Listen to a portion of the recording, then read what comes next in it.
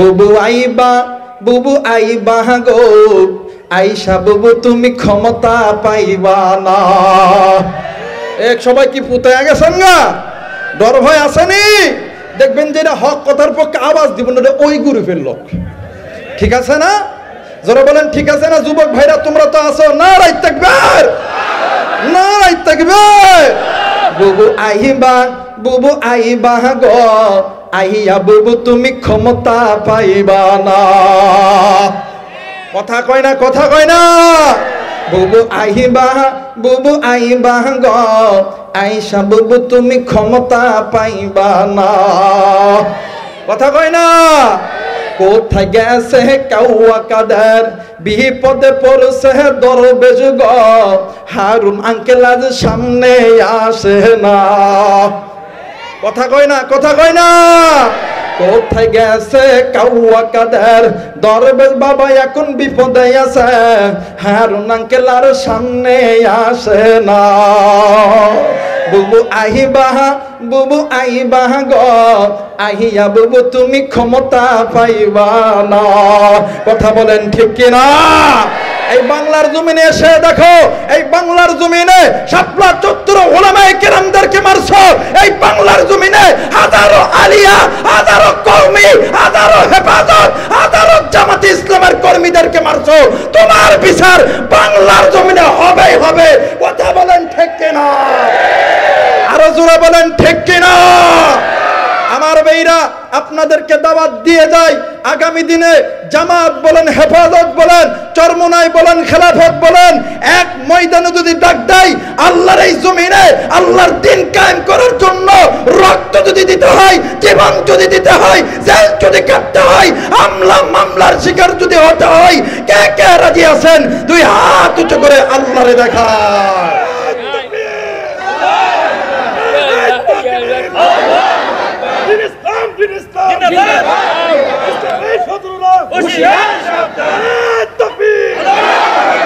বলেন তো দেখি, কোরআন নাজিল করছেন কে? আর একবার বলেন কে? ইন্না নাহনু নাযালনা যিকরা ওয়া ইন্না লাহু লাহাফিজুন। আল্লাহ বলেন, এই কোরআন নাজিল করছি আমি, হেফাজত করব আমি। কিন্তু কার মাধ্যমে হেফাজত করব জানো?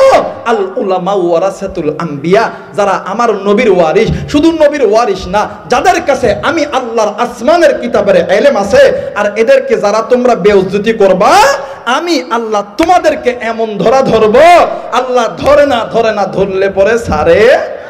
জোরে বলেন ছাড়ে।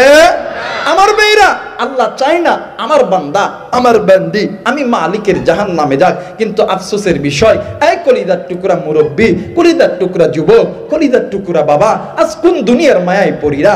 আজ তুমি মসজিদ থেকে দূরে থাকলা, আজ কোন দুনিয়ার মায়ায় পড়িরা?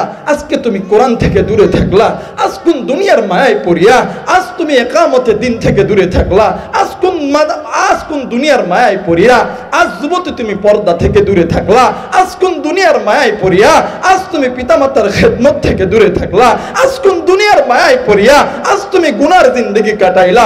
বাজার, এই পথগুলো গুনাহ, এটা তোমাকে জাহান্নামে নিয়ে যাবে। আল্লাহ চায় না তুমি আমি আল্লাহর বান্দা জাহান্নামে যাই। আমার আল্লাহ চায় আমার বান্দা, আমার বান্দি আমি মালিকের জান্নাতে যাক। একটু আওয়াজ করে বলবেন না আল্লাহু আকবার? আর একবার বলেন আল্লাহু আকবার। আমার আল্লাহ বলেন, বিসমিল্লাহির রহমানির রহিম।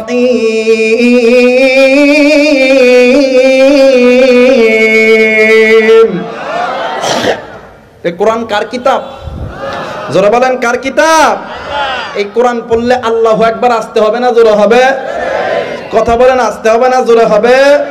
আমার ভাইরা, প্রত্যেকটা নারী এবং পুরুষের বাম স্তনের ঠিক এই জায়গার ভিতরে ছোট্ট একটা গোস্তের টুকরা আছে, যেটাকে কলব বলা হয়, যেটাকে রূহ বলা হয়।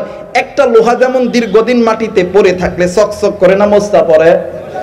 আওয়াজ করতে হবে, চকচক পড়ে না মোর্চা পড়ে? আমার ভাইরা, একটা মানুষ যখন মসজিদ বলে যায়, কোরআন বলে যায়, মাদ্রাসা বলে যায়, আল্লাহর হুকুম আহকামগুলোকে ছেড়ে দেয়, তেমনি করে ওই নারী এবং পুরুষের বাম স্তনের নিচে ঠিক এই জায়গার ভিতরে যেটাকে কলব বলা হয়, রূহ বলা হয়, লোহা যেমন মাটিতে পড়ে থাকলে মোস্তা পড়ে যায়, তেমনি করে বান্দার ওই কলবটার ভিতরে কালো স্পট পড়ে যায়, তখন ওই বান্দার কাছে আল্লাহও ভালো লাগে না, মসজিদও ভালো লাগে না, কোরআনও ভালো লাগে না, একামতে দিনও ভালো লাগে না, ভালো লাগে হারাম আর হালাল কোনোটাই ভালো লাগে না, খালি গুনাহ করতে ভালো লাগে। কথা বলেন ঠিক কিনা? উলামা হযরত এই জায়গায় আছেন, এই কোরআনুল কারীম তেলাওয়াত করার অনেক ফায়দা মুহাদ্দিসিনে কেরাম হাদিসের কিতাবের ভিতরে বর্ণনা করছেন, কিন্তু এই কোরআনুল কারীম তেলাওয়াত করার বিশেষ 3টি ফায়দা আছে। যদি কোনো বান্দা আল্লাহর কোরআন বেশি শোনে, বেশি তেলাওয়াত করে, আল্লাহ তাআলা উভয়ের আমলনামার ভিতরে 10টা করে নেকি দিব। সুবহানাল্লাহ। 2 নাম্বার, এই কোরআন যদি কোনো বান্দা, যদি কোনো বান্দি বেশি তেলাওয়াত করে, বেশি শোনে, আমার আল্লাহ ওই বান্দা বান্দির ওই যে কলবের কালো স্পট আছে, আল্লাহ তাআলা ওইটা উঠাইয়া দিবে। 3 নাম্বার, দেখবেন এই জায়গায় অনেক যুবক আছে, দেখবেন আমাদের যুবকদের ফোনে রাত 12টা 1টার দিকে যদি মিস কল চলে আসে, যদি ফোনটা ব্যাক দিয়ে যদি দেখে একটা বেডি, যুবতী বেটি, 1 দিন কথা, 2 দিন কথা, 5 দিন, 10 দিন, 1 মাস পরে ডাক দেয়, কই কলজার টুকরা, আমি তোমারে ছাড়া বাঁচতাম না, আই লাভ ইউ। কথা কয় না যুবক ভাইরা? কথা কয় না? এ ভাই লাখ ডাকতেছিস, কথা ঠিক না? এই যুবক কথা ঠিক না? আমার ভাইরা, আমার কথা হইল, যুবক তুমি প্রেম করবা কি করবা না, হারাম কি হালাল, এইটার ফতুয়া দিব না, কারণ সিফা একটা আছে না, ওই সিফাই যখন যাব তখন তুমি বুঝবা। আমার কথা হইল, এই যুবক যুবতীর মধ্যে যে প্রেম পয়দা হলো, ভালোবাসা পয়দা হলো, মোহাব্বত পয়দা হলো, কথা কম বলার কারণে না বেশি বলার কারণে? আর একবার বলেন, কম বলার কারণে না বেশি বলার কারণে? তো কথা বেশি বলার কারণে যদি যুবক যুবতীর মধ্যে প্রেম পয়দা হয়, ভালোবাসা পয়দা হয়, আল্লাহর কোরআন বেশি তেলাওয়াত করলে, বেশি শুনলে কি আল্লাহর সাথে মোহাব্বত হবে না? জোরে বলেন হবে না? আমার আল্লাহ বলেন, ওয়াল্লাহু ওয়ালিয়ুল মুমিনিন,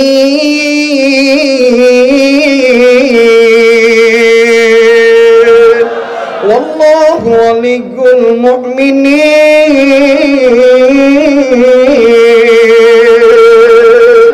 আল্লাহ বলেন, এই বান্দা এই বান্দি আমি আল্লাহর বন্ধু, আমি আল্লাহর ওলি। বলেন তো দেখি, যারা আল্লাহর বন্ধু, যারা আল্লাহর ওলি, এদের কোনো ভয় আছে?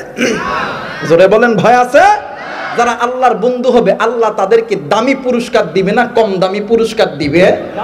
জোরে বলেন, দামি না কম দামি? কেমন দামি? আল্লাহ বলেন, ইন্নাল্লাযীনা আমানু ওয়া আমিলুস সালিহাতি কানাত লাহুম জান্নাতুল ফিরদাউসি নুজুলা।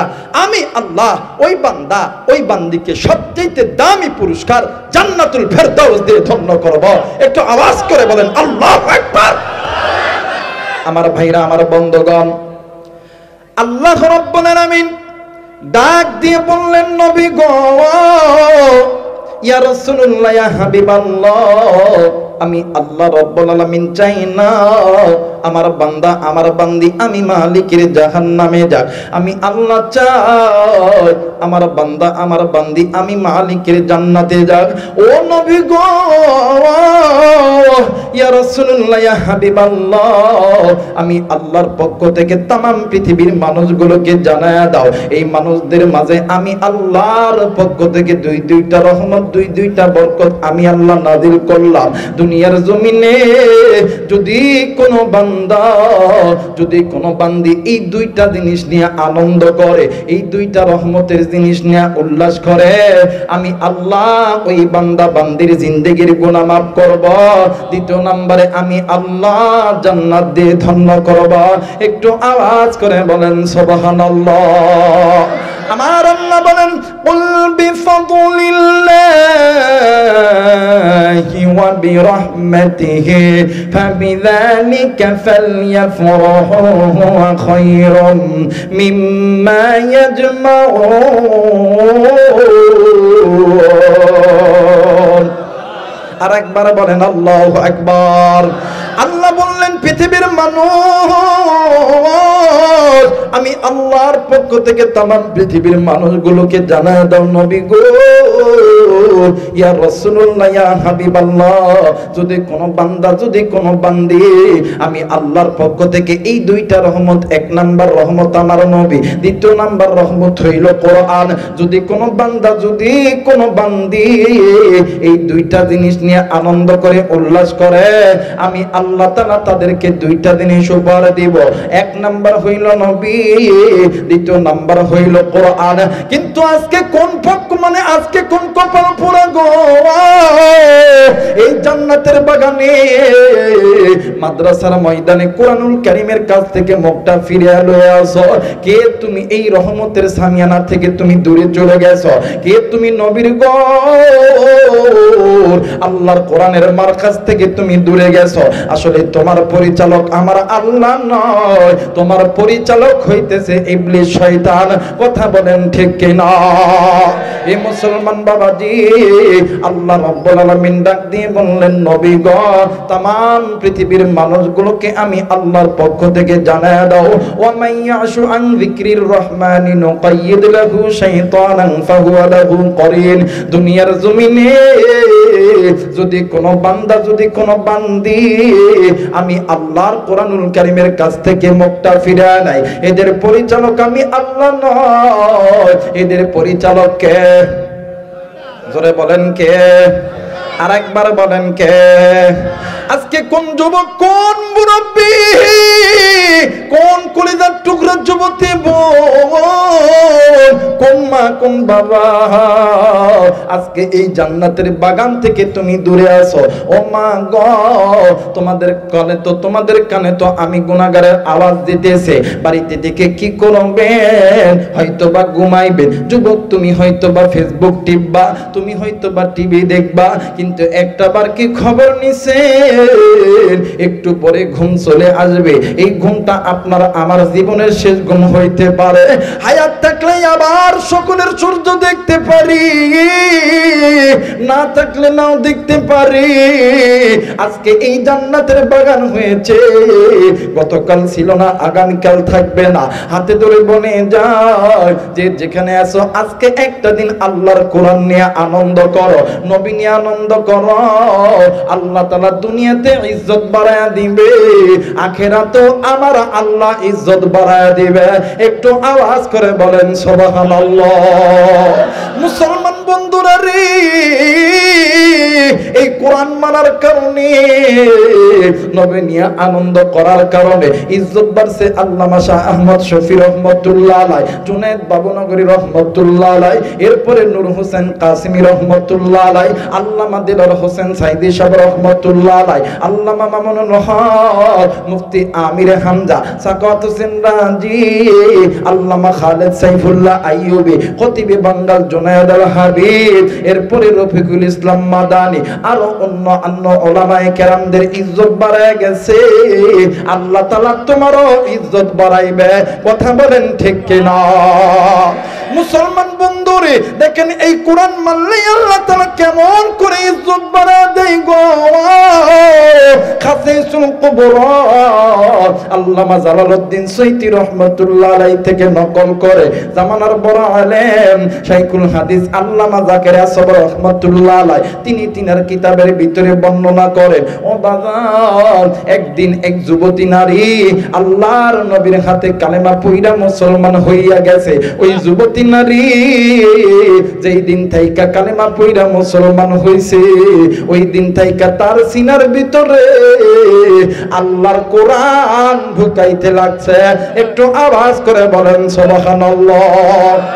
হে মুসলমান বাবাইরা রে আমার, আজকে যখন আমি এই ময়দানে এসেছি, যখন আমি মাদ্রাসার ছাত্রদের মাথায় পাকড়ি দিতেছি, আল্লাহরে ডাক দিয়ে কইলাম, আল্লাহ জানি না আজকে কি কথা বাহির করবা, কিন্তু এমন কিছু কথা জবান থেকে বাহির করবে যে কথাটা যেন উম্মতের জন্য নাজাতের ওসিলা হইতে পারো। এ মুসলমান বন্ধুরা রে, আমার ভাইরা, আমার বাবাজিরা রে, কোনো দিকে কোনো নজর নাই, খুব খেয়াল করে কথাগুলো শোনা চাই। যুবক ভাইরা হাতে ধরে বলে যাই, তোমরা কিন্তু বাদান এদিক সেদিক যাবা না। কেন যুবক তুমি গুনাহ করবা? কেন মুরব্বী তো আপনি গুনাহ করবেন? ও বাজার, মালিকুল মউত সকলের পিছনে দাঁড়ায় আছে। এই জান্নাতের বাগান ছেড়ে দেওয়ার পর তুমি যদি মইরা যাও তুমি জাহান্নামী, আর এই মাদ্রাসাতে এই জান্নাতের বাগানে মরলে তুমি হইবা জান্নাতি।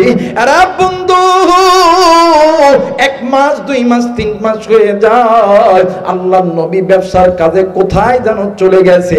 ও বন্ধু, আবার কয়েক মাস পরে নবীজি যখন নিজ গৃহে ফিরে এসেছে, আবার নবীজি যখন মক্কায় ফেরত এসেছে, আল্লাহর নবীর কানে খবর গেছে, আল্লাহর নবীর হাতে হাত রাখা যে যুবতী বান্দি কালেমা পয়রা মুসলমান হয়েছিল, আল্লাহর ওই বান্দি দুনিয়ার জমিনে নাই। আমার মায়ের নবী, দয়ার নবী রহমাতুল লিল আলামিন ওই আল্লাহর বান্দির কবরটা দেখার জন্য গেছে। এ বন্ধুরা রে,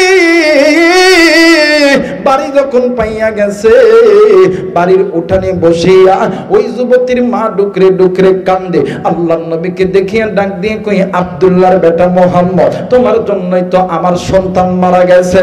এই দুনিয়ার জমিনে আমার স্বামী নেই, এই দুনিয়ার জমিনে আমার মা নাই, বাবা নাই।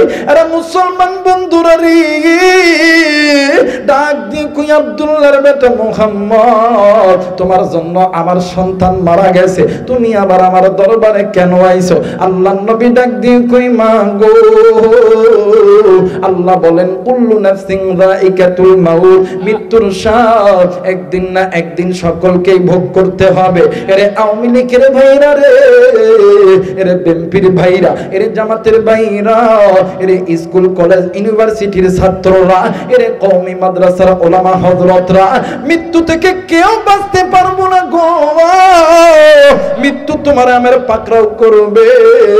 ওইবারে আল্লাহর নবী ডাক দিয়ে কই, মা গো, আল্লাহ তাআলার হুকুম তোমার মেয়ে মারা গেছে, কিন্তু মা গো, আমি নবীজি তোমার মাইয়ার কবরটা একটু দেখতে চাই। এইবারে মা জননী ডাক দিয়ে কই, নবী গো, আমি আমার মাইয়ার কবর দেখাবো, কিন্তু শর্ত হইল আমার মাইয়ার সঙ্গে আমার সাক্ষাৎ করায় দিতে হবে।